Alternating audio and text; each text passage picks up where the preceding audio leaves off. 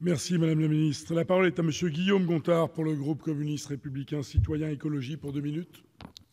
Merci Monsieur le Président.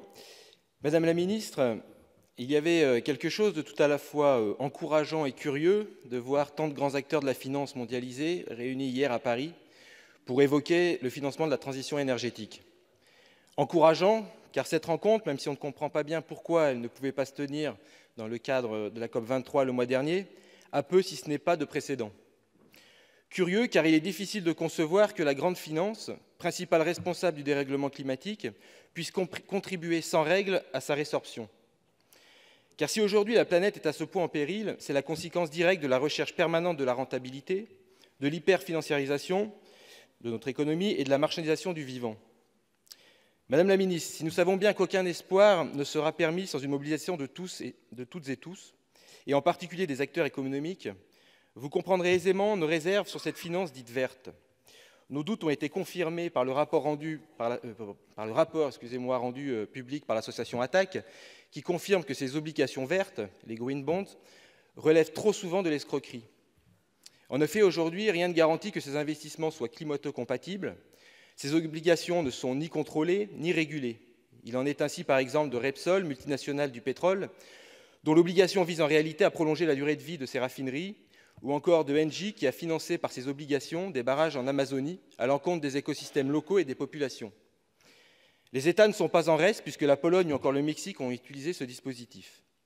Seuls 25% de ces obligations sont aujourd'hui certifiées, c'est-à-dire répondent directement à leurs objectifs premiers de préservation de l'environnement. C'est peu. Madame la Ministre, quelles mesures pensez-vous pouvoir prendre pour nous garantir que demain, les obligations vertes ne seront pas essentiellement une vaste opération de greenwashing, mais bien des investissements réels dans la transition écologique? Merci.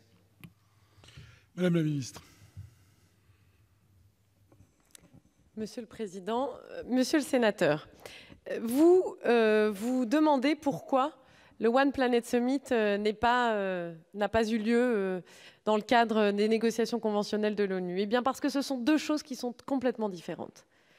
Il y a les négociations conventionnelles de l'ONU qui sont absolument fondamentales, qui posent le cadre des négociations internationales, qui posent aussi le cadre de la collaboration internationale et les objectifs que nous nous sommes fixés. Vous connaissez l'accord de Paris et à quel point il est important. Et ça, je crois qu'il faut le célébrer et les COP qui ont suivi également. Le One Planet Summit avait comme objectif de rentrer de plein pied dans l'action.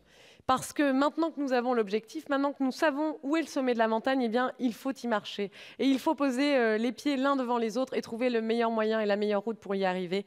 Et c'est exactement l'objet du One Planet Summit et qui a été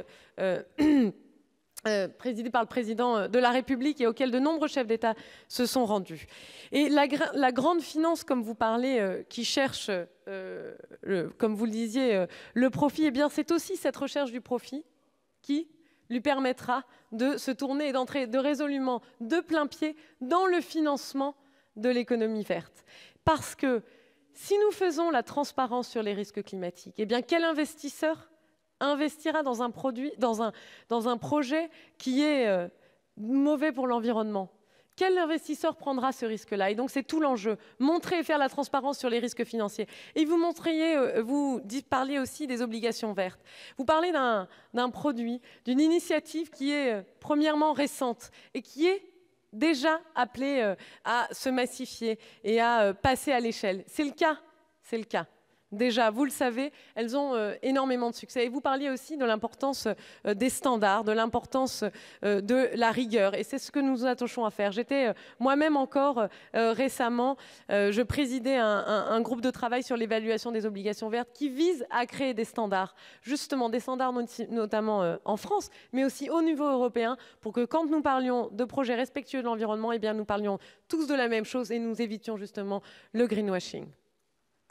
Merci Madame la Ministre.